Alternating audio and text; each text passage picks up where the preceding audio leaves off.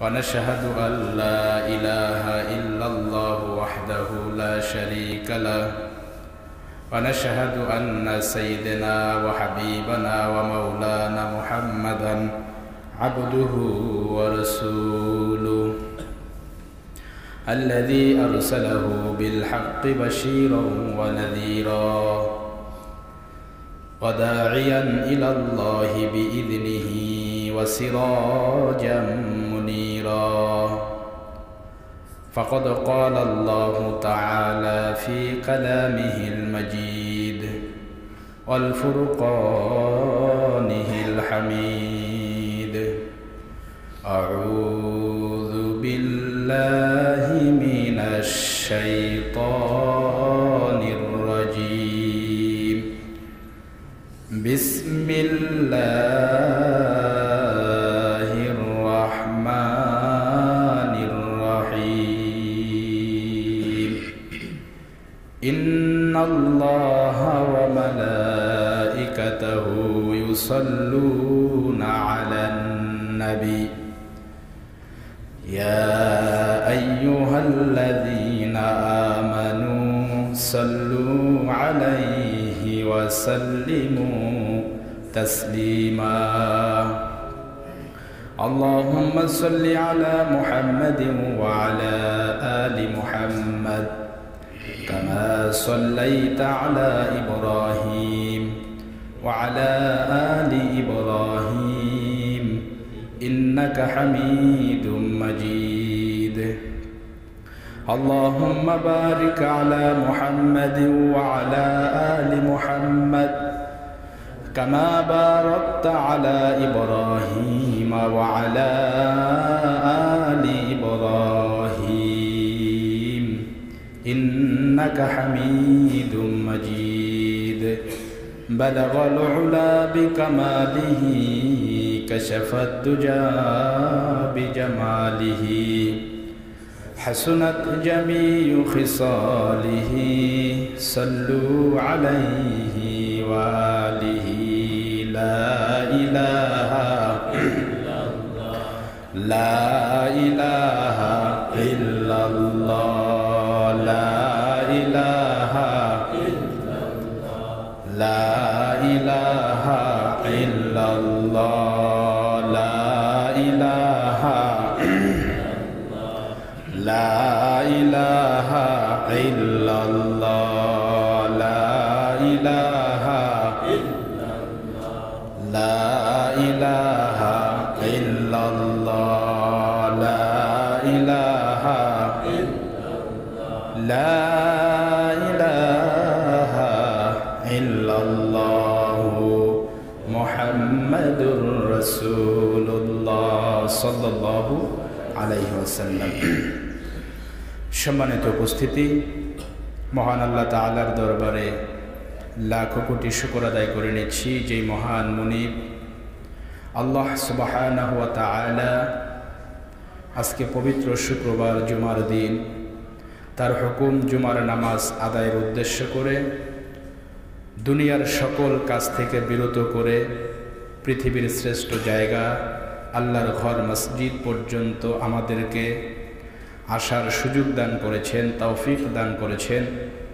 সেই মহান সত্তার দরবারে সকলেই প্রাণ খুলে হৃদয় উজাড় করে অন্তরন্তস্থল থেকে শুকর আদায় করে নিচ্ছি। সকলেই পড়ছি আলহামদুলিল্লাহ।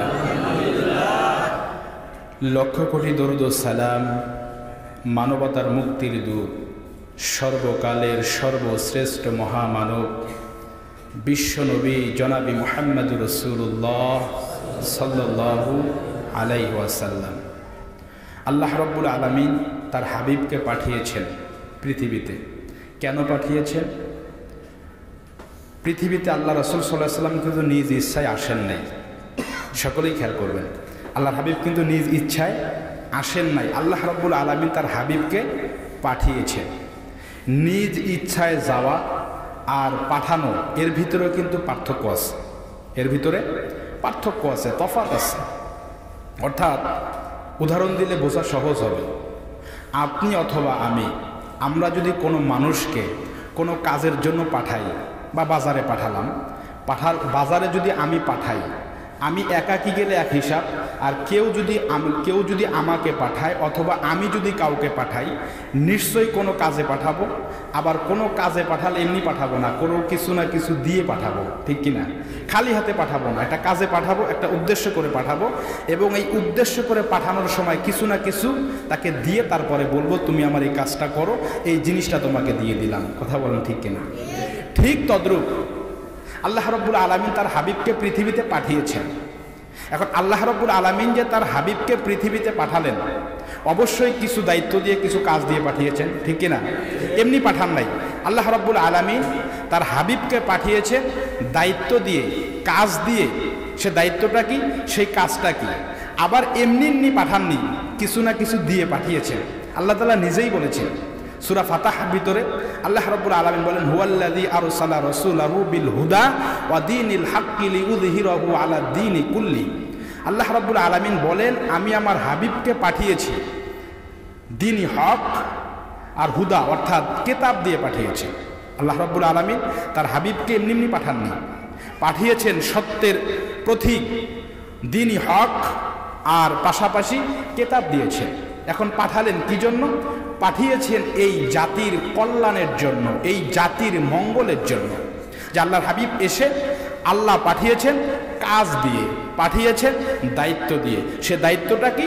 সে দায়িত্বটা হচ্ছে, যেহেতু গোটা সৃষ্টি জগতের স্রষ্টা আল্লাহ রাব্বুল আলামিন তার হাবিবকে দায়িত্ব দিয়েছেন, হাবিব আমি আপনাকে দুনিয়াতে পাঠালাম, দায়িত্ব হচ্ছে আপনি পৃথিবীতে যাবেন, আপনি পৃথিবীতে গিয়ে আমার জমিনে আমার আইন, আমার শাসন প্রতিষ্ঠিত করবেন। আর কিভাবে করবেন, কিসের মাধ্যমে করবেন? এই জন্য আমি আল্লাহ রাব্বুল আলামিন আপনাকে কোরআন নামক একটি গ্রন্থ দিলাম, কোরআন নামক একটি কিতাব দিলাম। এই কিতাবের মাধ্যমেই আমি আল্লাহর জমিনে আমি আল্লাহর দ্বীন প্রতিষ্ঠিত করবেন। এই দায়িত্ব দিয়ে, এই কাজ দিয়েই আল্লাহ রাব্বুল আলামিন তার হাবিবকে পৃথিবীতে পাঠিয়েছেন। সুবহানাল্লাহ। তাহলে বোঝা যায় কোরআনের চাইতে দামি কোনো কিতাব কি আছে? আল্লাহ স্বয়ং পাঠিয়েছেন, আল্লাহ নাজিল করেছেন, আল্লাহ পাঠিয়েছেন। কেন পাঠিয়েছেন? আমাদের কল্যাণের জন্য, আমাদের মঙ্গলের জন্য। তাহলে কোরআন যদি দামি হয়, কোরআন যদি দামি হয়, তাহলে কোরআনের জ্ঞান যাদের ভিতরে আছে নিশ্চয়ই তারা সর্বশ্রেষ্ঠ জ্ঞানী। কথা বলেন ঠিক কিনা? পৃথিবীতে যত জ্ঞান রয়েছে, আমি তো মনে করি যত জ্ঞানের পণ্ডিত রয়েছে, সকল জ্ঞানীদের চাইতে সর্বাধিক জ্ঞানী হচ্ছে, উত্তম মানুষ হচ্ছে যাদের ভিতরে কোরআনের জ্ঞান আছে। কথা বলেন ঠিক কিনা? কিন্তু এবার একটু বাস্তবতার দিকে তাকাই। এই মহাগ্রন্থ মহা কোরআন, এই কোরআনুল কারিমের জ্ঞান যাদের ভিতরে আছে তারা সর্বাধিক জ্ঞানী, তারা দামি। কিন্তু সামাজিকভাবে এবার তাকিয়ে দেখি, আমরা মুখে সবাই বলি, 250 কোটি মুসলমান এই কথা স্বীকার করে, সবাই বলি কোরআনের দাম আছে, কোরআন যারা পড়ে তাদের দাম আছে, কোরআনের কথা যারা বলে তাদের দাম আছে। এবার বাস্তবতার দিকে তাকাই, বাস্তবতার দিকে, বাস্তব চিত্রের দিকে তাকালে সম্পূর্ণ এর বিপরীত। বলে কেমনে? বলে আমরা কোরআন ওয়ালাদের এবং কোরআনের জ্ঞানী যারা আছে তাদেরকে কিছু কিছু বিশেষ ক্ষেত্রে আমরা সম্মান করি। বিশেষ কিছু ক্ষেত্রে সামাজিকভাবে, রাষ্ট্রীয়ভাবে কোরআনের জ্ঞানী যারা আছে, কোরআনওয়ালা যারা আছে, এদের কথার কোনো ভ্যালু নাই, কোনো ভ্যালু নেই। এ কথাটা অনেকের খারাপ লাগতে পারে, এটা কিন্তু বাস্তব। আলেমদের কথার দাম নেই। বলে হুজুর কেমন? আমরা তো আপনাদের দাম দেই না। আপনারা দাম দেন বিশেষ ক্ষেত্রে, সামাজিকভাবে, রাষ্ট্রীয়ভাবে। এখানে কিন্তু আলেমদের কোনো ভ্যালু নাই। বলে কেন? আলেমদের ভ্যালু না থাকার কারণ হচ্ছে একটা, সমাজ চলে টাকায় টাকায়। আলেমদের কথার ভ্যালু না থাকার একটিই কারণ, সেই কারণটি হচ্ছে আলেমদের কাছে টাকা নাই, টাকা নাই। কথা বলেন ঠিক কিনা? আলেমদের কাছে টাকা কম থাকার কারণে সামাজিকভাবে, রাষ্ট্রীয়ভাবে এরা মহাজ্ঞানী হওয়ার পরেও, এদের ভিতরে কোরআনের জ্ঞান থাকার পরেও সামাজিকভাবে, রাষ্ট্রীয়ভাবে আলেমদের কথার অতটা গুরুত্ব দেওয়া হয় না। যদি আলেমরা তাদের মতো BMW গাড়িতে চলতো, 10 তলা বাড়ি থাকতো, পকেট বোঝাই টাকা থাকতো, তাহলে আলেমদের কথা, ওই সকল বুদ্ধিজীবীদের মতো আলেমদের কথারও দাম থাকতো। কথা বলেন ঠিক কিনা? কিন্তু আলেমদের কথার মূল্য, আলেমদের কথার দাম না থাকার পিছনে কারণ একটাই, আলেমদের কাছে ওইরকম অর্থ নেই। অর্থ না থাকার কারণে আজ সামাজিকভাবে রাষ্ট্রীয়ভাবে আলেমদের কোনো কথার মূল্য নেই, আলেমদের কোনো কথার দাম নেই। আমাদেরকে রাখা হয় কোথায়? বিশেষ কিছু অনুষ্ঠান, আপনি বাড়িতে দোয়ার আয়োজন করবেন, সেখানে আমাদের জন্য একটা চেয়ার রাখা হয়, হুজুর আসবে, হুজুর আসার পরে দোয়া হবে, তারপর আমরা অনুষ্ঠান শুরু করব। এটা বাস্তব কথা। কিন্তু যখন একটা বিচার হবে, সামাজিক একটি বিশাল সমস্যা, সেই সমস্যার বিচার হবে, ওই বিচারে কোনো আলেমকে তো ডাকাই হয় না। চেয়ার তো রাখা দূরের কথা, আলেমের জন্য বা ইমাম সাহেবের জন্য, খতিব সাহেবের জন্য চেয়ার বা গদি রাখা তো দূরের কথা, তাকে তো বলাই হয় না একটা বিচার আছে। কথা বলেন ঠিক কিনা? সেই বিচারের ক্ষেত্রে ডাকা হয় কাকে? যে BMW-তে আসতে পারে, যে পাজারুতে আসতে পারে, যদিও সে সুদখোর, যদিও সে ঘুষখোর, যদিও সে অশিক্ষিত, যদিও সে মাদকের সাথে জড়িত, এরপরেও সামাজিক বিচারের ক্ষেত্রে আলেমদের ডাকা হয় না। সামাজিক বিচারের ক্ষেত্রে ওই সকল মাদক ব্যবসায়িক আর ওই সকল চোরা কারবারি যারা করে তাদের জন্যই কিন্তু চেয়ারটা রেখে দেওয়া হয়। কথা বলেন ঠিক না? তাহলে আমাদের শুধুমাত্র অর্থ না থাকার কারণে আমরা রাষ্ট্রীয়ভাবে মূল্যায়ন থেকে পিছিয়ে যাচ্ছি। এখন বিষয় হচ্ছে, আমরা কেন অর্থের দিক থেকে পিছিয়ে আছি? আমরা কেন দুনিয়ার পিছে দৌড়াই না? এরও একটা কারণ আছে। কারণ সাধারণ যারা আছে তারা জ্ঞান অর্জন করার পরে দুনিয়ার জীবন সেটেল করার জন্য, এস্টাবলিশ হওয়ার জন্য তারা কি করে? চতুর্দিকে ছোটে শুধু টাকার জন্য, টাকার জন্য। হালাল কি হারাম এদিকে তাকায় না, এদিকে তাকানোর সময় নাই। তারা দৌড়ায় শুধু টাকার প্রয়োজন, হালাল হোক আর হারাম হোক, যে কোনো পন্থায় হোক না কেন, আমার টাকা চাই, আমার বাড়ি চাই, আমার গাড়ি চাই, এই প্রত্যাশা নিয়ে তারা দৌড়ায়। আর কোরআনের জ্ঞানী যারা আছে, যারা কোরআন থেকে জ্ঞান অর্জন করে নিজেকে সাজিয়েছে, তারা এই টাকার পিছে দৌড়ায় না। বলে কেন? তারা মনে করে যে এই দুনিয়াটা হচ্ছে ক্ষণস্থায়ী, দুনিয়াটা হচ্ছে এত বেশি ক্ষণস্থায়ী। উদাহরণ দিলে বোঝা যাবে, দুনিয়াটা আপনি ধরতে পারেন, আল্লাহ যেমন উদাহরণ দিয়েছেন সূরা আনকাবুতের ভিতরে। আনকাবুত শব্দের অর্থই হচ্ছে মাকড়সা। আনকাবুত শব্দের অর্থ কি? মাকড়সা। এই মাকড়সার নামে কোরআনের ভিতরে একটি সূরা আছে, সূরার নামকরণ করা হয়েছে। এই সূরার শানে নজুলের ভিতরে দুনিয়ার বাড়িঘরকে মাকড়সার বাড়িঘরের সঙ্গে তুলনা করা হয়েছে। মাকড়ের বাড়ি যেমন যেমন ওরা বাড়ি করেছে, ওখান দিয়ে যদি আপনি হাত বুলান, মাকড়ের বাড়ি যে ছিল এর কোনো হদিশই থাকে না, এর কোনো অস্তিত্বই থাকে না, বাড়ি শেষ, মুহূর্তের ভিতরে বাড়ি ভেঙে যায়। ঝাড়ু দিয়ে যদি একটু দেওয়া যায় সেখানে বাড়ি, অথবা এইভাবে ঝাড়ু দেওয়া যায়, দেখবেন মাকড় যে বাড়ি করেছে সেই বাড়ির কোনো অস্তিত্বই থাকে না। কি বলেন ঠিক কিনা? আল্লাহ রাব্বুল আলামিন তদ্রূপ দুনিয়ার এই সময়টাকে, দুনিয়ার বাড়িটাকে মাকড়ের বাড়ির সঙ্গে তুলনা করেছেন। আর কোরআনওয়ালারা ওইটাকে মাথায় রাখে বিদায় যে দুনিয়াটা তো মাকড়ের বাড়ির মতো, এখন আছে এখন নাই। এই জন্য তারা ওই বাড়ির দিকে, এই বাড়িকে সাজানোর চিন্তা বাদ দিয়ে ওই স্থায়ী বাড়ি সাজানোর জন্য তারা ওই দিকে ছোটে। আর দুনিয়ার জ্ঞানী যারা আছে তারা দুনিয়ার দশতলা করার জন্য এদিকে ছোটে। কিন্তু সমাজবাসী, বিশ্ব মুসলিম, বিশ্ব সমাজ, বিশ্ব জাতি আজ কি করছে? যারা দুনিয়ার পিছে ছুটছে তাদের জন্যই চেয়ার রাখছে, আর পরকালের বাড়ির জন্য যারা ছুটছে তাদের কোনো ভ্যালু নাই। কথা বলেন ঠিক কিনা? শুধু তাই না, আব্দুল্লাহ ইবনে মাসউদ রাদিয়াল্লাহু তাআলা আনহু আল্লাহ রাসূল সাল্লাল্লাহু আলাইহি ওয়াসাল্লামের কাছে আসলেন। আসার পর দেখেন আল্লাহর হাবিব একটি চাটাইয়ের মধ্যে শুয়ে আছেন। মাসউদ রাদিয়াল্লাহু তাআলা আনহুকে দেখার পর বিশ্বনবী উঠে বসলেন। বসার পরে হযরতে মাসউদ রাদিয়াল্লাহু তাআলা আনহু আল্লাহর হাবিবের পিঠের দিকে তাকিয়ে দেখেন যে আল্লাহর নবীর পিঠের ভিতরে চাটাইয়ের দাগ লেগে গেছে। খালি গায়ে শুয়ে আছে, চাটাইয়ের ভিতরে চাটাইয়ের দাগ রাসূলের শরীরের মধ্যে পড়ে গেছে। মাসউদ রাদিয়াল্লাহু তাআলা আনহু চোখের পানি ছেড়ে দিয়ে বললেন, ইয়া রাসূলুল্লাহ, ইয়া হাবিবাল্লাহ, আপনি বিশ্ব নবী, আল্লাহর পরে আপনার সম্মান, আল্লাহর পরে আপনার মর্যাদা, আহা, আপনার পিঠে চাটাইয়ের দাগ সহ্য হয় না।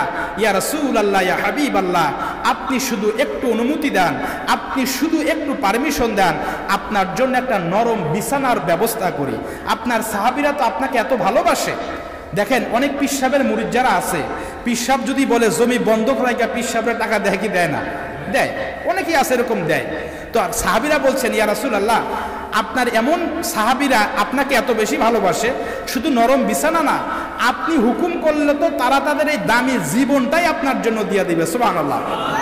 আপনি শুধু একটু অনুমতি দেন, একটু পারমিশন দেন, আপনার জন্য একটা নরম বিছানার ব্যবস্থা করি। আল্লাহর হাবিব সাল্লাল্লাহু আলাইহি সাল্লাম বলেন, মাসউদ শোনো, আমি দুনিয়াতে সুখ করতে আসি নাই, আমি যদি দুনিয়ার সম্পদ চাই, আমার আল্লাহ ওই উহুদ পাহাড়টাকে আমার জন্য সোনা বানায় দিবেন। সুবহানাল্লাহ। শোনো, দুনিয়ার বাড়ি সাজিয়ে আমি কি করব? দুনিয়ার বাড়ির অবস্থাটা কেমন জানো? দুনিয়ার বাড়ির অবস্থা হচ্ছে গাছের ছায়ার মতো। মারাত্মক একটি দৃষ্টান্ত, মারাত্মক একটি কথা। দুনিয়ার বাড়িটা হচ্ছে গাছের ছায়ার মতো। বলে কেমন? গাছের ছায়া এই এখন আছে সকালে পশ্চিম দিকে, আবার বিকাল হতে না হতেই কয়েক ঘন্টার ব্যবধানে সেই ছায়াটা পরিবর্তন হয়ে সকালে ছিল পশ্চিম দিকে, শুধুমাত্র কয়েক ঘন্টার ব্যবধানে সেই ছায়াটা আবার তার দিক পরিবর্তন করে বিকালবেলা দেখা যায় সেই ছায়াটা আবার পূর্ব দিগন্তে। কথা বলেন ঠিক কিনা? সত্য কিনা? গাছের ছায়া সকালবেলা যখন সূর্য উদিত হয় তখন গাছের ছায়া পশ্চিম দিকে, আবার যখন মাত্র কয়েক ঘন্টার ব্যবধানে, কয়েক ঘন্টার ভিতরে তার দিক পরিবর্তন হয়ে যায়, সূর্যটা যখন পশ্চিম দিগন্তে চলে আসে গাছের ছায়াটা সঙ্গে সঙ্গে পূর্ব দিগন্তে চলে যায়। ঠিক কিনা? দুনিয়ার জীবনটা ঠিক এরকম। গাছের ছায়ার সঙ্গে তুলনা করা হয়েছে দুনিয়ার জীবনটা। এই আসি, এই নাই। এমনও মানুষ তো আমরাও তো দেখেছি, আপনারাও তো দেখেছেন, সকালে শুনেছি লোকটা জীবিত, লোকটা ভালো, বিকাল হতে না হতেই, জোহরের আজান হতে না হতেই কানে খবর এসেছে লোকটা এহকালে আর নাই, লোকটা কবরের দেশে চলে গেছে। কথা বলেন ঠিক কিনা? এটাই বাস্তব, এটাই বাস্তব, এটাই দুনিয়ার জীবন। এই আছে, এই নাই, শুধু সময়ের ব্যবধান, শুধু সময়ের পার্থক্য। গাছের ছায়ার মতো দুনিয়ার জীবনটা, গাছের ছায়ার মতো। এই আছে, এই নেই। গাছের ছায়া যেমন সময়ের ব্যবধানের ভিতরে, মুহূর্তের ভিতরে, কয়েক ঘন্টার ব্যবধানের ভিতরে তার দিক চেঞ্জ করে ফেলে, ঠিক মানুষের জীবনটাও এরকম। বিকালে আসি, রাত্রে শোনা যায় নেই, রাত্রে আসে, সকালবেলা শোনা যায় সেই লোকটা আর দুনিয়ায় জীবিত নেই, সেই লোকটা কবরের দেশে চলে গেছে। তাহলে গাছের ছায়ায় আমরা যখন প্রচণ্ড ক্লান্ত হয়ে যাই, এই ক্লান্ত শরীর নিয়ে আমরা কিন্তু গাছের ছায়ায় বসি একটু বিশ্রাম নেওয়ার জন্য, একটু প্রশান্তি নেওয়ার জন্য। কিন্তু ওই গাছের ছায়ার ভিতরে কিন্তু আমি ওখানে খাট পালং এনে সেখানে খাট সেট করে জাজিম বিছায়া কোনো মানুষ গাছের ছায়ায় খাট সেট করবে না, গাছের ছায়ায় সে জাজিম আনবে না, গাছের ছায়ায় বিভিন্ন কিছু, গাছের ছায়ার ভিতরে সে তার জীবনকে সাজানোর চেষ্টা করবে না। কারণ সে জানে ছায়াটা এখন এদিকে আছে, সূর্যটা এদিকে গেলেই ছায়াটা পরিবর্তন হবে, আমি আর ছায়ায় থাকতে পারবো না, রোদ চলে আসবে, রোদ আসলে তো থাকতেও পারবো না। এই জন্য গাছের ছায়ায় কিন্তু সাময়িক সময়ের জন্য মানুষ অবস্থান করে, অবস্থান নেয়, কিন্তু স্থায়ীভাবে সেখানে খাট পালং বিছায় না। দুনিয়ার জীবনটা ঠিক তদ্রূপ। আমাদের দুনিয়ার জীবনটা গাছের ছায়ার মতো, গাছের ছায়ার মতো। এই আসি, এই নেই। যে কোনো মুহূর্তে, যে কোনো অবস্থায় আমি কিন্তু এহ জগৎ ত্যাগ করে পরজগতে, কবরের জগতে চলে যেতে পারি। এই জন্য কোরআনওয়ালারা, কোরআন প্রেমিকরা, কোরআনের জ্ঞানে যারা জ্ঞানী হয়েছে, এই লোকগুলা দুনিয়ার জমিনে তারা তাদের বাড়ি গাড়ি এত বেশি সাজানোর চেষ্টা করে না। তারা প্রতিনিয়ত চিন্তা করে যে কোনো মুহূর্তে আমার পরপরে চলে যাওয়ার ডাক আসতে পারে, অতএব আমি এখানে সাজিয়ে কি করব, আমি ওই পারেরটা সাজাই, এই পারেরটা সাজায় কোনো গ্যারান্টি নাই, কোনো লাভ নাই। বিধায় কোরআন আলারা দুনিয়াকে কম প্রাধান্য দিয়ে দুনিয়ার টাকার পিছে না ছুটে তারা পরকালের পিছে ছুটে। কথা বলেন ঠিক কিনা? তারা এই জন্য পরকালের পিছে ছুটে। দুনিয়া আপনাকে কি দিচ্ছে ভাই? বাস্তবতার দিকে তাকান। দুনিয়ার যা দেখছি, দুনিয়াতে আপনার আমার আপন বলতে পৃথিবীতে কেউ নাই। পৃথিবীতে কেউ আপনার আমার আপন নয়। পৃথিবীতে একমাত্র আপন হচ্ছেন কে? আল্লাহ। আমাদের একমাত্র আপন কে? আল্লাহ। পৃথিবীতে কেউ আপন না। বুঝালে বুঝবেন। আমি বাবা হয়েছি, আপনি বাবা হয়েছেন, আপনি একজন মেয়ের স্বামী হয়েছেন, একটা মহিলার স্বামী হয়েছেন। প্রতিনিয়ত আপনি আপনার দায়িত্ব পালন করে যাবেন। অর্থাৎ আপনার স্ত্রী আছে, স্ত্রীর যা কিছু প্রয়োজন আপনার কাছ থেকে নিবে। আপনি যদি দিতে না চান, সে বলবে তোমার কাছ থেকে এইটা পাওয়া আমার অধিকার, আমার অধিকার। আর আপনি যে তাকে এত কিছু দিবেন, এটা হচ্ছে আপনার দায়িত্ব। কথা বলেন ঠিক কিনা? আপনি আপনার স্ত্রীর সকল চাহিদা পূরণ করবেন, এটা আপনার দায়িত্ব। আর আপনার কাছ থেকে আপনার স্ত্রী সব কিছু নিবে, এটা হচ্ছে তার অধিকার। কথাটা ঠিক কিনা? আপনার সন্তান আপনার কাছ থেকে সব কিছু নিবে, সব নিবে, এটা আপনার দায়িত্ব, আপনাকে দিতে হবে, এটা আপনার দায়িত্ব। আর আপনার সন্তানাদি আপনার কাছ থেকে সব নিবে, এটা হচ্ছে তার অধিকার, এটা তার অধিকার, সে তার অধিকার আদায় করে নিচ্ছে। পৃথিবীর জীবনটাই হচ্ছে শুধু আপনি আপনার জায়গা থেকে, আমি আমার জায়গা থেকে আমরা আমাদের দায়িত্ব পালন করে যাচ্ছি, আর সবাই আমার অধীনস্থ যারা আছে তারা সবাই তাদের অধিকার আদায় করে নিচ্ছে। আসলেই পৃথিবীতে কেউ কারো আপন নয়, কেউ কারো আপন নয়। কথাটা বুঝে আসলে বলেন ঠিক কিনা? সবাই যার যার অধিকার নিচ্ছে, আপনি আপনার দায়িত্ব পালন করছেন, এই পর্যন্ত সীমাবদ্ধ ভাই। পৃথিবীতে কেউ কারো আপন নয়, পৃথিবীতে একমাত্র আপন হচ্ছেন আমার আল্লাহ, একমাত্র আপন তিনি। আপনি দেখেন, অন্য পরিবারের দিকে তাকিয়ে দেখেন।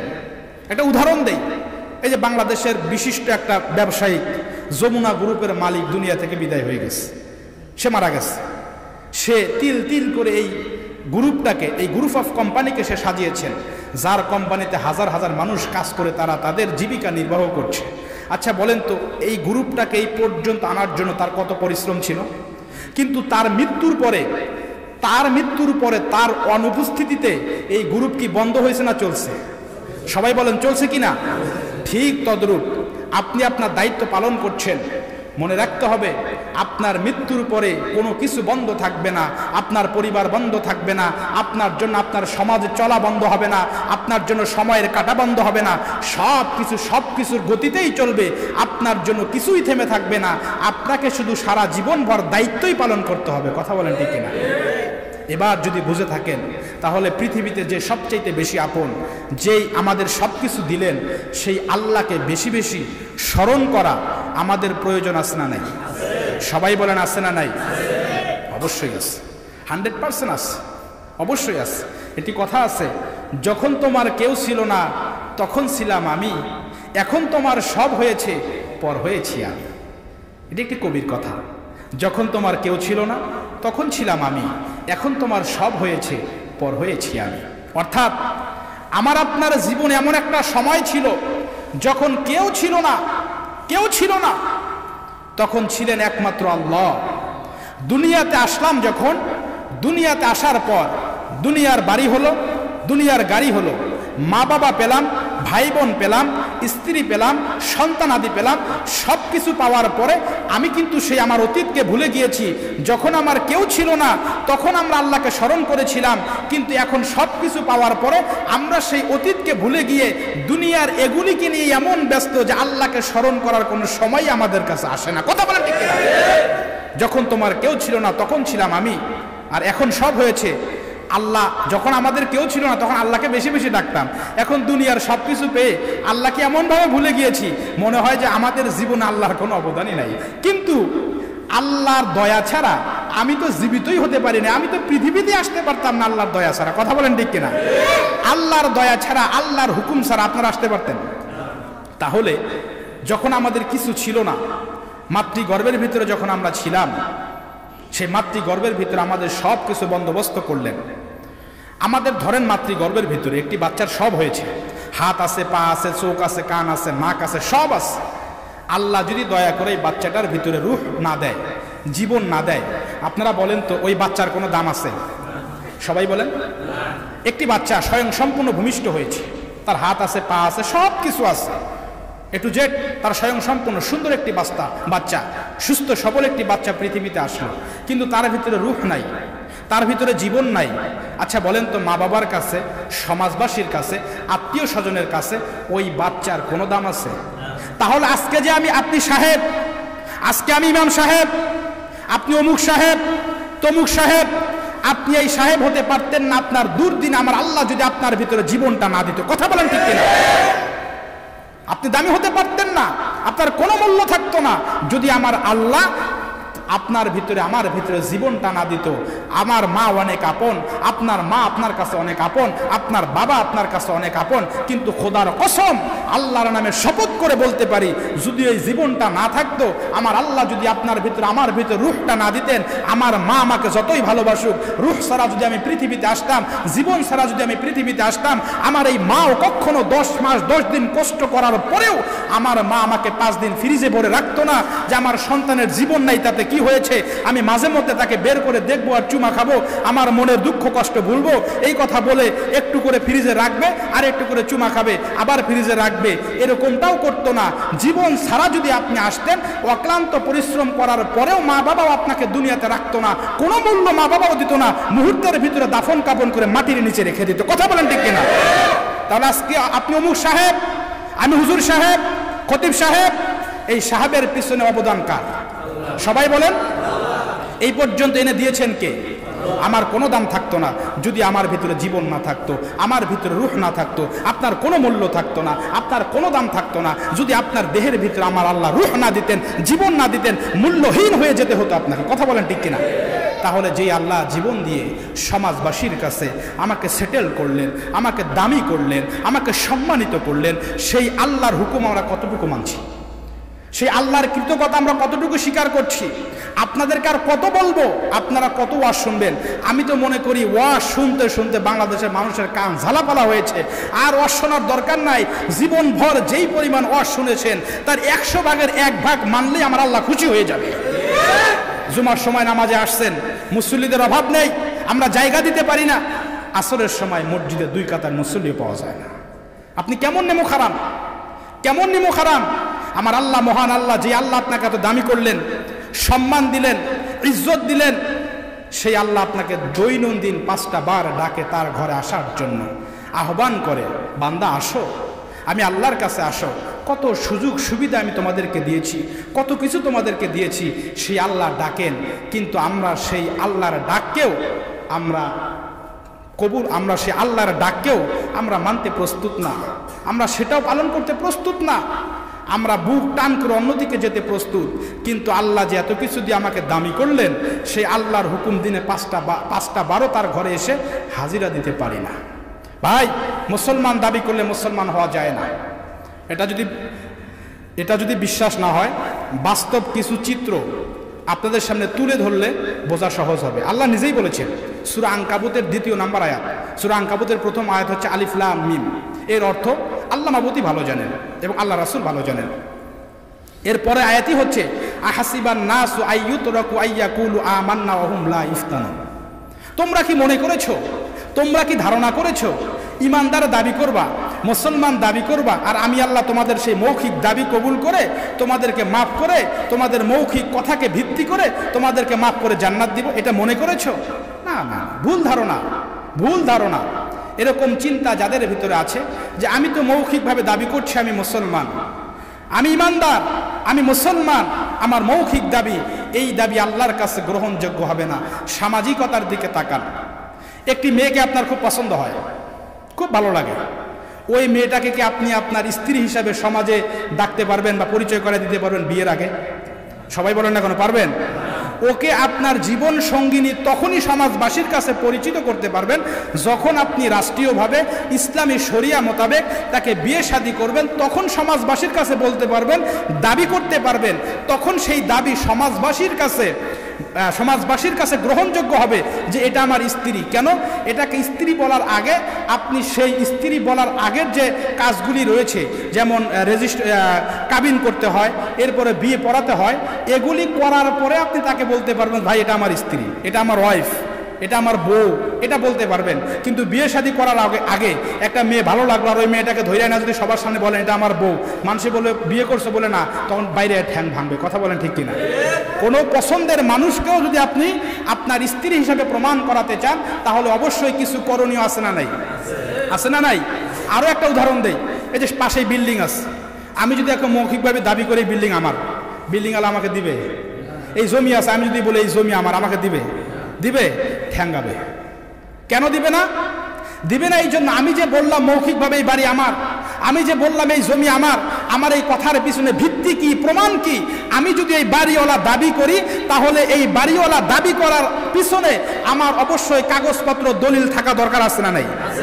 দলিল এবং কাগজপত্র যদি থাকে, তবে যদি আমি দাবি করি এই বাড়ির মালিক আমি, তাহলে অবশ্যই এই দাবি সত্য হবে, আমি এটার মালিক হব।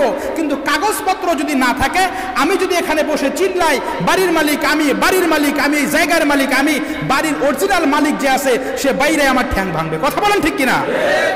এটা প্রমাণ করতে হলে, এটার মালিক হতে হলে আমাকে আগে কাগজপত্র ঠিক করতে হবে, জায়গা কিনতে হবে, অথবা কাগজপত্র ঠিক করতে হবে, অথবা পৈতৃক সূত্রে পেতে হবে, তারপর আমি দাবি করতে পারবো এই জায়গার মালিক, এই বিল্ডিংয়ের মালিক আমি। কথা বলেন ঠিক কিনা?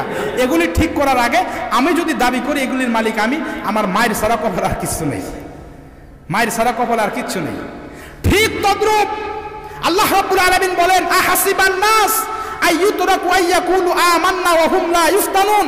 হে পৃথিবীর মানুষ, তোমরা কি মনে করেছো তোমরা মৌখিকভাবে বলবে, শুধুমাত্র দাবি করবে যে আমরা ইমানদার, আর তোমাদের সেই দাবি আমি আল্লাহ কবুল করে তোমাদেরকে মাফ করব?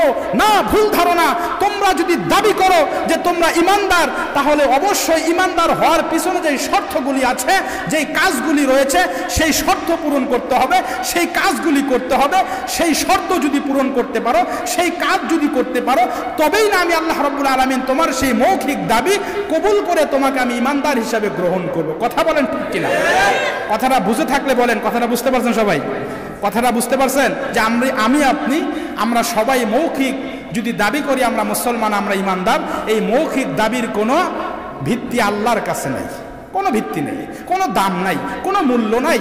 আমি যদি দাবি করি আমি মুসলমান, তাহলে অবশ্যই মুসলমান হওয়ার জন্য যেই সকল কাজগুলি করা দরকার, যেই সকল শর্তগুলি আমার আল্লাহ দিয়েছেন, সেই শর্তগুলি যদি পালন করি, সেই শর্তগুলি যদি গ্রহণ করে নেই, তবেই কিন্তু আমার দাবি সত্য বলে প্রমাণিত হবে। নচেত আমার এই দাবি কোনো আল্লাহর কাছে এর কোনো 5 পয়সার মূল্য থাকবে না। এখন আল্লাহ তাআলা বলছেন যে তোমরা দাবি করলেই হবে না, প্রমাণ দিতে হবে। জমির মালিক হওয়ার জন্য কিনতে হয়, রেজিস্ট্রি করতে হয়। আর ইমানদার প্রমাণিত করার জন্য আল্লাহ যে বলেছেন আমি তোমাদের পরীক্ষা করব, পরীক্ষা দিতে হয়। পরীক্ষা দিয়ে পরীক্ষায় উত্তীর্ণ হওয়ার পর এরপরে দাবি করলে আল্লাহ দাবি কবুল করবে, এটা আমার মুমিন বান্দা, এটা আমার ইমানদার বান্দা। আল্লাহ পরীক্ষা করবেন, আল্লাহ পরীক্ষা করবেন। পরীক্ষা ছাড়া আপনি আপনার জীবনকে সেটেল করতে পারবেন না। আপনি যত মেধাবী ছাত্র হন না কেন, আপনি যত মেধাবী ছাত্র হন না কেন, আপনি মনে করেন প্রত্যেকটা ক্লাসে আপনার রোল এক, আপনি যদি এসএসসি পরীক্ষা না দেন আপনাকে ইন্টারে ভর্তি করবে? কথা বলেন না কেন? করবে? করবে না। ইন্টারে ভর্তি হওয়ার জন্য শর্ত হচ্ছে অবশ্যই আপনাকে এসএসসি পরীক্ষা অ্যাটেন্ড করতে হবে এবং পাস করতে হবে। শুধু পরীক্ষা অ্যাটেন্ড করলে হবে না, অ্যাটেন্ড করার পর ওই কাগজপত্র দেখালে হবে না যে স্যার আমি কলেজে ভর্তি হতে আসছি, আমাকে ভর্তি করেন, আমি ভালো স্টুডেন্ট, আমি পরীক্ষা দেই নাই কিন্তু আমি খুব ভালো স্টুডেন্ট, ভর্তি করেন। কলেজ কর্তৃপক্ষ বলবে তুমি পাগল হয়ে গেছো, তুমি কিসের ভালো ছাত্র? পরীক্ষা দেওয়া নাই, ভালো হয়েছে তাতে কী হয়েছে? আগে পরীক্ষা দাও, পরীক্ষা দেওয়ার পরে সেখানকার সার্টিফিকেট নিয়ে আসো, সেই পরীক্ষায় পাশ করো। পরীক্ষায় যদি পাশ করো, এসএসসি পাশের সার্টিফিকেট যদি দেখাতে পারো, তবেই আমি তোমাকে আমার কলেজে ভর্তি করব। সার্টিফিকেট দেখাতে না পারলে আমি তোমাকে আমার কলেজে স্থান দিব না। সহজ হিসাব, বোঝা একেবারে সহজ। এত বোঝানোর পরেও যদি আপনারা না বোঝেন, আমার কিচ্ছু করার নেই। এইভাবে বলার পরেও যদি মাথায় যদি কথা না ঢোকে, বুঝে যদি না আসে, তাহলে ভাই আমি মনে করি আমার ব্যর্থতা না, আপনাদের ব্যর্থতা। পরীক্ষায় পাশ করা ছাড়া যেমন কলেজে ভর্তি হওয়া যায় না, ঠিক তদ্রূপ ইমানদার দাবি করার পর আমার আল্লাহ যে সকল পরীক্ষা নেবেন, আপনার উপরে জুলুম আসবে, নির্যাতন আসবে, অত্যাচারের স্টিম রোলার চালানো হবে। এই সকল নির্যাতনের পরীক্ষা দেওয়ার পর জেল খাটতে হবে, জরিমানা দিতে হবে। ওয়ালা নাবলুওয়ান্নাকুম বিশাইইম মিনাল খাউফ ওয়াল জু'i ওয়া নাকসিম মিনাল আমওয়ালি ওয়াল আনফুসি ওয়াস সামারাত ওয়া বাশশিরিস সাবিরিন। প্রত্যেকটা পরীক্ষা দিতে হবে, ধৈর্যের সাথে পরীক্ষা দিতে হবে।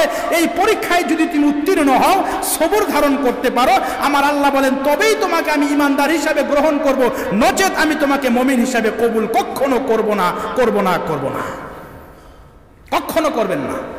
তাহলে আল্লাহর কাছে ইমানদার হওয়ার জন্য পরীক্ষা দিতে হবে। শুধু আমরা যে দিব তা না, পৃথিবীতে যত নবী রাসূল এসেছেন, নবী রাসূলরা পর্যন্ত পরীক্ষা দিয়েছেন।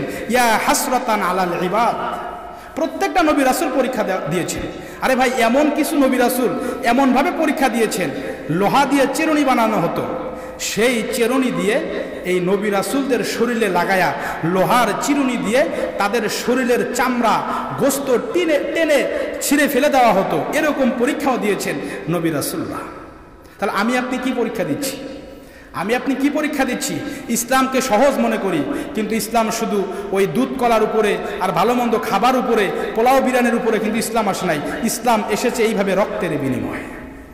কাফেররা চাইলো হয়তোবা হযরতে বেলালকে বিদায় করলে, খাব্বাবকে বিদায় করলে, খুবাইবকে বিদায় করলে ইসলাম শেষ হয়ে যাবে। তাদের উপরে চালানো হলো অত্যাচারের স্টিম রোলার, নির্যাতন চালানো হলো, নিপীড়ন চালানো হলো। কিন্তু এই সকল ইমানদারেরা সকল অত্যাচার, সকল জুলুম, সকল নির্যাতন নীরবে সহ্য করলেন, কিন্তু পরীক্ষা থেকে পিছপা হলেন না। জীবনের শেষ মুহূর্ত পর্যন্ত পরীক্ষায় তারা টিকে থাকলেন, আর তাদের ফলাফল চলে আসলো। আমার আল্লাহ নিজেই তাদের সার্টিফিকেট দিলেন, ফলাফল ঘোষণা করলেন, তোমরা হচ্ছে গোল্ডেন প্লাস পেয়ে জান্নাতি। আল্লাহ নিজে ফলাফল ঘোষণা করলেন, তোমরা যেইভাবে পরীক্ষা দিয়েছ, তোমাদের পরীক্ষা থেকে আমি আল্লাহ এত সন্তুষ্ট হয়েছি, আমি আল্লাহ এত খুশি হয়েছি। তোমাদের জন্য ফলাফল হচ্ছে, তোমাদের রেজাল্ট হচ্ছে, আমি আল্লাহ যে তৈরি করেছি জান্নাত, সেই জান্নাতটা তোমাদের জন্য ওয়াজিব করে দিলাম। সুবহানাল্লাহ। তাহলে আমরা যারা মুসলমান দাবি করি, তারা কঠিন পরীক্ষা দিয়েছেন, আমরা বর্তমান সময়ে আমাদেরও পরীক্ষা দিতে হবে। হয়তো তাদের মতো কঠিন হবে না, কিন্তু পরীক্ষা অ্যাটেন্ড করতে হবে। পরীক্ষা ছাড়া আপনি পারবেন না, ইমানদার হতে পারবেন না, মুসলমান হতে পারবেন না। কষ্ট ছাড়া কোনো কিছুই হয় না, কষ্ট ছাড়া কিচ্ছু হয় না, কিচ্ছু হয় না। এই যে দেখেন একটা বিল্ডিং তৈরি হয়েছে, এই বিল্ডিংটা কি এমনি এমনি তৈরি হয়েছে? এই বিল্ডিংয়ের পিছনে কত মেহনত করতে হয়েছে, কত শ্রম দিতে হয়েছে, এই বিল্ডিংয়ের পিছনে কত লোক খেটেছে। এই বিল্ডিংটা যে ইটটা দিয়ে তৈরি করা হয়েছে, সেই ইটটাকে প্রস্তুত করার জন্য এই মাটি কি পরিমাণ ত্যাগ করেছে। আগুনে জ্বলার পরে এই মাটিটা আগুনে পুড়ে এরপরে ইটে রূপান্তরিত হয়েছে। আগুনে যাওয়ার আগে কিন্তু এই মাটি কখনো ইট হতে পারে নাই। আগুনে পোড়ার পর এই মাটিটা ইট হয়ে এরপরে দামি একটা বিল্ডিং হয়েছে, দামি একটা ইমারত তৈরি হয়েছে, গঠন হয়েছে। ঠিক তদ্রূপ আমরা যারা ইমানদার দাবি করছি, আমাদেরকেও ওই পোড়া ইটের মতো পুড়তে হবে, ওই পোড়া ইটের মতো পুড়তে হবে, জ্বলতে হবে, প্যাক হতে হবে, কাদা হতে হবে, মার খেতে হতে হবে, জরিমানা দিতে হবে, মামলা খেতে হবে, হুমকি খেতে হবে। এরকম কিছু করার পরে চূড়ান্ত পর্যায়ে আমরাও পরীক্ষায় পাশ করব। অর্থাৎ ওই দামি বিল্ডিংয়ের মতো আমরাও যদি এই সকল পরীক্ষায় উত্তীর্ণ হতে পারি, এই সকল পরীক্ষায় অ্যাটেন্ড করতে পারি, তাহলে আমরাও ওই বিল্ডিংয়ের মতো দামি হয়ে এর পরিবর্তে আমার আল্লাহ আমাদেরকেও জান্নাত দান করে দেবে। কিন্তু পরীক্ষা দিতে হবে, পরীক্ষা দিতে হবে। এখন পরীক্ষা যে আমরা দিব, কেন আমাদের পরীক্ষা দিতে হবে? মাঠে খেলা হয়, এক পক্ষ থাকলে কি খেলা হবে? সবাই বলে। খেলাতে জয়লাভ করার জন্য অবশ্যই প্রতিপক্ষ থাকা দরকার আছে না নাই? অবশ্যই আছে, 100% আছে। যদি আপনার প্রতিপক্ষ না থাকে, আপনি একাকী মাঠে যদি খেলেন, কোনো মানুষ খেলা দেখতেও যাবে না, ওই খেলায় কোনো মজাও নেই। তো পৃথিবীতে আমরা যে পরীক্ষা দিব, কাদের বিরুদ্ধে পরীক্ষা দিব? কাদের বিরুদ্ধে? আল্লাহ তাআলা সেই ব্যবস্থা করে রেখেছেন। দুনিয়ার কিছু নাফরমান, দুনিয়ার কিছু গাদ্দার, দুনিয়ার কিছু বেঈমান, দুনিয়ার কিছু মুনাফিক, তারা আমি আল্লাহর ইমানদারদের উপরে অত্যাচার চালাবে, জুলুম করবে। সেই অত্যাচারের যারা অত্যাচার করবে, কাফের মুশরিকরা, তাদের বিরুদ্ধেই পরীক্ষা দিতে হবে এবং তাদের মোকাবেলা করতে হবে। আমি আল্লাহর উপরে ভরসা রেখে ইমানের সাথে তাদের মোকাবেলা করতে হবে। এইভাবে করে পরীক্ষা দিতে হবে, এইভাবে করে মাঠে নামতে হবে। আমি আল্লাহ শেষ পর্যায়ে তোমরা যখন এইভাবে বাতিল পথের সাথে লড়াই করবে, তাদের সঙ্গে যখন তোমরা হক এবং বাতিলের খেলায় মাঠে ময়দানে ঝাঁপিয়ে পড়বে, ওই পর্যায়ে আমি আল্লাহ সাহায্য দিয়ে ওই হক এবং বাতিলের খেলায় আমি আল্লাহ রব্বুল আলামিন চূড়ান্ত পর্যায়ে অবশ্যই আমি আল্লাহ হককে বিজয় দান করে দিব। আমরা অনেকেই মনে করি যে ইসলাম তো মনে হয় শেষ হয়ে যাবে, ইসলাম তো মনে হয় ধ্বংস হয়ে যাবে।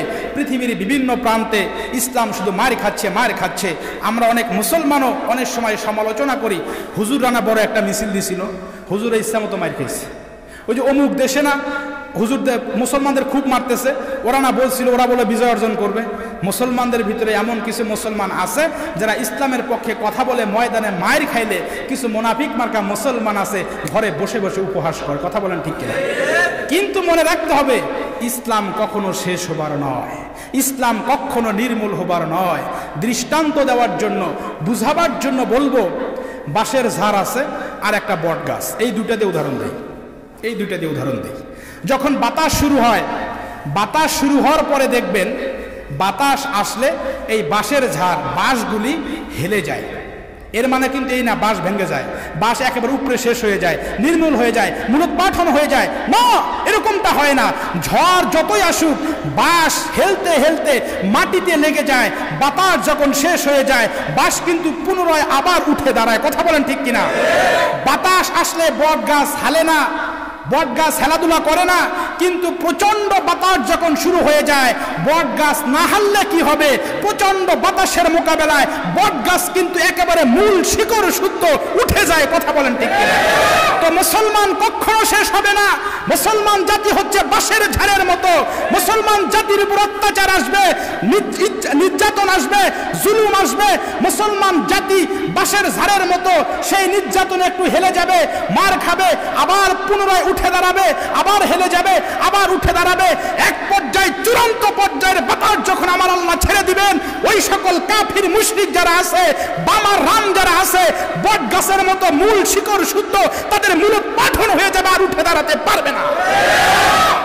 বাতিল শক্তি বট গাছের মতো মূলোৎপাটন হয়ে যাবে, আর ইসলামী শক্তি বাঁশের ঝাড়ের মতো একবার হেলবে, আবার উঠে দাঁড়াবে, আবার হেলবে, আবার উঠে দাঁড়াবে। এটা কখনো নির্মূল হবে, কখনো নির্মূল হবে না। কথাটা বুঝতে পারছেন তো? এই জন্য ইসলাম মায়ের খাচ্ছে, এই জন্য আপনি মুসলমান দাবি করে আনন্দ উল্লাস করতে পারেন না।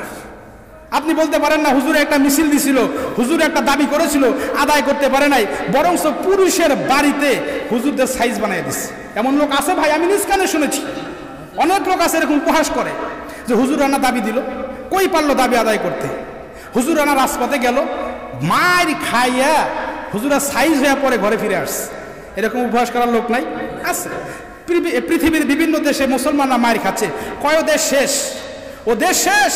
মুসলমানরা যেইভাবে মার খাচ্ছে, ওরা উঠে দাঁড়াতে পারবে না। তবে বিশ্বাস রাখতে হবে, মুসলমান ইমানি শক্তি কখনো একেবারে মূলোৎপাটন হয় না, এটি নির্মূল করা যায় না। মুসলমানি শক্তি হচ্ছে বাঁশের ঝাড়ের শক্তির মতো, যখন ঝড় আসবে হেলে যাবে, ঝড় যখন কমবে আবার উঠে দাঁড়াবে। এইভাবে তারা কিয়ামত পর্যন্ত টিকে থাকবে। আর বাতিল শক্তি যতই শক্তিশালী হোক, ঝড়ে তারা হেলে না, ঝড় যখন আসে তারা দাঁড়িয়ে থাকে, কিন্তু চূড়ান্ত পর্যায়ের মারাত্মক ঝড় যখন শুরু হয়ে যায়, বাতাস যখন শুরু হয়ে যায়, তুফান যখন শুরু হয়ে যায়, বট গাছের ডাল ভাঙে না, মাটির সাথে লাগেও না, হেলেও না, একেবারে খারাপ অবস্থায় তার মূল শিকড় শুদ্ধ মাটি থেকে উঠে যায়। এটাই হচ্ছে হক আর বাতিলের দৃষ্টান্ত। আর কি করে বুঝাবো আপনাদের? আর বুঝানোর মতো জ্ঞান আমার কাছে নাই। এইভাবে বুঝানোর পরেও যদি না বুঝেন, তাহলে আমার ভাই আর কিছু, আমি অত জ্ঞানী না, আমি অত বেশি জ্ঞানী না, আমার মাথায় অত জ্ঞান নাই, আমি সামান্য ছোট্ট একটা মানুষ, বাঙ্গাসুর একজন মানুষ, আমার কাছে এত জ্ঞান নাই। এইভাবে অনেক দৃষ্টান্ত এনে আপনাদের সামনে আলোচনা পেশ করার উদ্দেশ্য একটাই, যাতে আমরা সাধারণ মানুষ আপনারা কথাগুলি আমার বুঝতে পারেন। আপনাদেরকে এই কথাগুলি বোঝাবার জন্য আপনারা বিশ্বাস করেন, যদিও আমি আপনাদের সামনে ঘুরে বেড়াই, এরপরেও কিন্তু অজস্র পরিশ্রম করি শুধু এই দৃষ্টান্তগুলি এনে আপনাদেরকে বোঝাবার জন্য। আমি চেষ্টা করি আমার মুসল্লিদের কোন দৃষ্টান্ত দিলে, আমার মুসল্লিদের সামনে আমি কিভাবে, কোন মার্জিত ভাষায়, কত সহজ করে বুঝালে আমার মুসল্লি ভাইরা বুঝবে, তারা নামাজি হবে, তারা দিনের পথে আসবে, তারা নেশা ছেড়ে দিবে, তারা অন্যায় ছেড়ে দিবে, তারা অপরাধ ছেড়ে দিবে, তারা কিভাবে মসজিদমুখী হবে।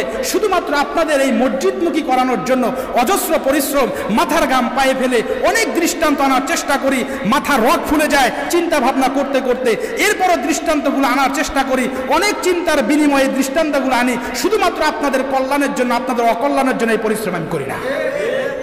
এখন এত পরিশ্রম করার পরেও এর প্রতিফলন যদি আমি না পাই, আমার ব্যর্থতা মনে হয়, আমার কষ্ট লাগে।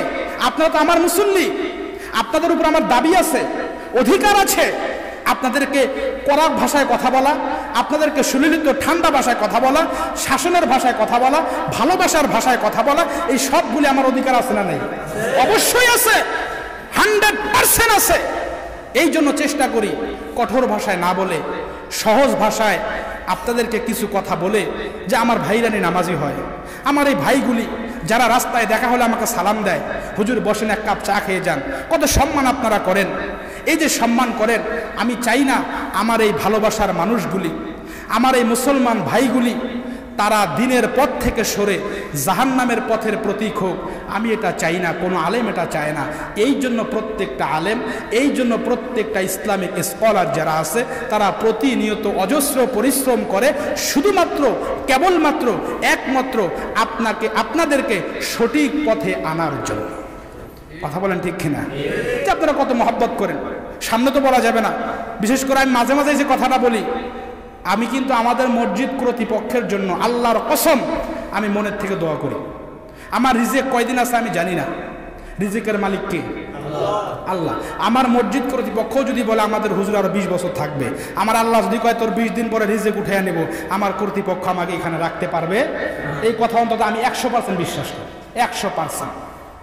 তারা যে মহব্বত, যে ভালোবাসা আমাকে দেয়, আমি আমার বাড়ি ছেড়ে এসেছি, আমার এলাকা ছেড়ে এসেছি, আমার আপন ভাইরা এখানে কেউ নেই, আমার আত্মীয় স্বজন এখানে কেউ নেই, কিন্তু আমি আপনাদের ভালোবাসা, বিশেষ করে আমার কর্তৃপক্ষের যে মহব্বত, যে ভালোবাসা, যে স্নেহ, যে আদর তাদের কাছ থেকে আমি পাই, এটা ভোলার মতো না। আমি আমার মানবিক দিক থেকে হলেও চাইব যাতে করে এই ভাইগুলাকে নিয়ে আমি পরকালে একসাথে জান্নাতে যাইতে পারি। আর এই প্রচেষ্টা যদি আমার না থাকে, আল্লাহ বেঈমান যে লোকগুলো আমাকে এত ভালোবাসা দিল, এত মহব্বত করলো, এত সম্মান করলো, আমাকে এত ভালোবাসা দিল, নিজের ভাইয়ের মতো মহব্বত করলো, অথচ আমি পরকালের মুক্তির জন্য তাদেরকে নিয়ে একটু চিন্তা ভাবনা করলাম না, একটুও ভাবলাম না।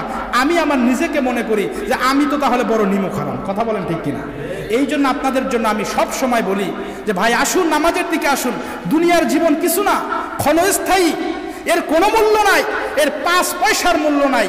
এর মানে এই না যে আমি আপনাকে বলবো ভাই আপনি আপনার পরিবার ছেড়ে শুধু মসজিদে পড়ে থাকেন, না। ইসলামীতে কথা বলে নাই। ইসলামীতে বলেছেন ফাইদা কুদিয়াতিস সালাত ফান্তাশিরু ফিল আরদ ওয়াবতাগু মিন ফাদলিল্লাহ। শুধু নামাজের সময় যখন হয় আপনি নামাজে আসেন, নামাজের সময় হয়েছে, মুয়াজ্জিন আপনাকে ডেকেছে আল্লাহর ঘর আসার জন্য, আপনি আসুন নামাজে, আমার আল্লাহর কুদরতি পায়ে সেজদা দেন, সেজদা দেওয়ার পর আবার চলে যান আপনি আপনার কর্মে, আবার চলে যান আপনি আপনার পরিবারে, আবার চলে যান আপনি আপনার নিজ কর্মস্থলে। আমার আল্লাহই তো এটা নির্দেশ করেছেন। তাহলে আমি কেন বলবো ভাই আপনি শুধু পরকাল নিয়ে ভাবেন, দুনিয়া নিয়ে ভাবিয়েন না? না, এটা বলার উদ্দেশ্য না। মূল বলার উদ্দেশ্য দুনিয়া নিয়ে তো ভাববেন, দুনিয়ার চিন্তা তো করবেন, দুনিয়ার ঘর তো সাজাবেন, দুনিয়ার সংসার তো সাজাবেন। আমরা চাই দুনিয়ার সংসার যেমন সাজাচ্ছেন, আমরা চাই আপনারা পরকালের জীবন, পরকালের সংসারটাও এইভাবে সাজিয়ে গুছিয়ে তারপর দুনিয়া থেকে বিদায় হন। আমরাও এটা চাই, আমরা এটাই চাই। দুনিয়ার বাড়িতে আপনার অনেক কিছু আছে, কিন্তু ভাই আপনি যদি আল্লাহর হুকুম না মানেন, মৃত্যু হওয়ার পর আপনার কবর যদি জাহান্নামের গর্ত হয়ে যায়, দুনিয়ায় করে গেছেন সুখ, কিন্তু মরার পরেও অশান্তি। আগে কষ্ট ভালো, পরে কষ্ট ভালো না। দুনিয়ার সাধারণ জীবন, আগে কষ্ট ভালো, দুনিয়ার উঠতি বয়সে কষ্ট করলে কষ্ট কম হয়, না খেয়ে থাকতে পারি, বা আপনারা পারেন, কারণ ওই সময় তরুণ বয়স, রক্ত হচ্ছে গরম, ওই সময় কষ্ট সহ্য হয়। বৃদ্ধ বয়সে না খেয়ে থাকতে বড় মারাত্মক কষ্ট হয়, ঠিক কিনা? এই জন্য আগে কষ্ট ভালো, পরে কষ্ট ভালো না।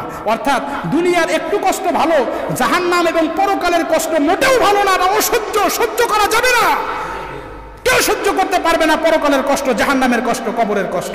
এই জন্য আপনাদের বলি, আপনার দুনিয়ায় বাড়ি আছে, গাড়ি আছে, আপনার ঘর সাজানো, আমরা চাই আপনার পরকালের ঘরটা এমন সাজানো হোক যে আপনি মরতে দেরি, কিন্তু আপনার কবরটা আমার আল্লাহ জান্নাত বানায়া দিতে দেরি করবেন না। আমরা চাই আপনাদের জীবন এরকম হোক, আমরা চাই আপনাদের এহকালেও সুখ হোক, পরকালেও সুখ হোক। আমরা আপনাদের শুভাকাঙ্ক্ষী, আমরা আপনাদের ভালোবাসি। এই জন্য বলি ভাই আসুন পরকালের জীবনটা সাজান, পরকালের জীবনটা সাজান। দুনিয়া ক্ষণস্থায়ী, দুনিয়া কেউ থাকতে পারে নাই, আর কেউ পারবেও না। এই নিষ্ঠুর পৃথিবী, সারা জীবন শুধু আপনি সবাইকে দিয়ে যাবেন, সকলের কাছে আপনি শুধু আপনার অধিকার এবং আপনি শুধু আপনার দায়িত্ব পালন করে যাবেন। আর আপনার পার্শ্ববর্তী যারা আছে তারা শুধু সারা জীবন আপনার কাছ থেকে নিয়ে তারা তাদের অধিকার আদায় করবে। কিন্তু আমার আপনার জীবন কিন্তু কোন দিকে যাচ্ছে এদিকে খেয়াল নাই। আমার দায়িত্ব পালন করতে হবে, অধিকার আদায় করে দিতে হবে, পাশাপাশি পরকালের আমার যে মূল জীবন, অনন্তকাল যেখানে থাকতে হবে, সেই জীবনটাকেও আমাদের সুখময় করার জন্য চেষ্টা থাকা দরকার। আছে না নাই? সবাই বলেন আছে না নাই? যদি থাকে তাহলে দেখা যাবে আপনারা কারা কারা নামাজ পড়েন। পরকালের জীবন সুখ করার জন্য 1 নাম্বার শর্ত হচ্ছে নামাজ আদায় করতে হবে। কি করতে হবে? নামাজ আদায় করতে হবে। আমি যেন কোন জুমায় বলছিলাম যে আপনারা যদি বলেন হুজুর নামাজ পড়বো, আমি আপনার পায়ে হাত দিতে রাজি, আমি আপনার পায়ে হাত দিব, তারপর আপনি নামাজে আসেন। আর কিভাবে বলবো? এরপরেও যদি নামাজে না আসেন, নামাজ ছাড়া অন্য আমল দিয়ে আপনি জান্নাতে যেতে পারবেন না। পারবেন না। কেন পারবেন না? নামাজের হিসাবটা আগে শুরু হবে। নামাজ পড়ছো? বলে হ্যাঁ পড়ছি। তাহলে হিসাব শুরু হইলো, বাদ বাকি যা আছে আল্লাহ তাআলা ইচ্ছে করলো অন্য আমলে ত্রুটি থাকলো মাফ করতে পারেন। হিসাবের খাতা যখন ধরবেন, ধরার পরে নামাজ পড়ছো, নামাজ তো সব শূন্য, সব অ্যাকাউন্ট খালি, কিচ্ছু নাই অ্যাকাউন্টে, এক ওয়াক্ত নামাজও নাই। আল্লাহ কবে বান্দা তোর হিসাব নিয়ে করবি কি, তোর অ্যাকাউন্টে কিচ্ছু নাই, জিরো, যা, তোর কোনো হিসাবেরই দরকার নাই, বিনা হিসাবে জাহান্নামে যা। তাহলে এই জন্য নামাজ গুরুত্ব দিয়ে আদায় করা দরকার এবং আমরা সবাই চেষ্টা করব আল্লাহ রাব্বুল আলামিন আমাদের সকলকেই যেন সঠিকভাবে নামাজ আদায় করার তৌফিক দান করেন, জোরে বলেন আমিন।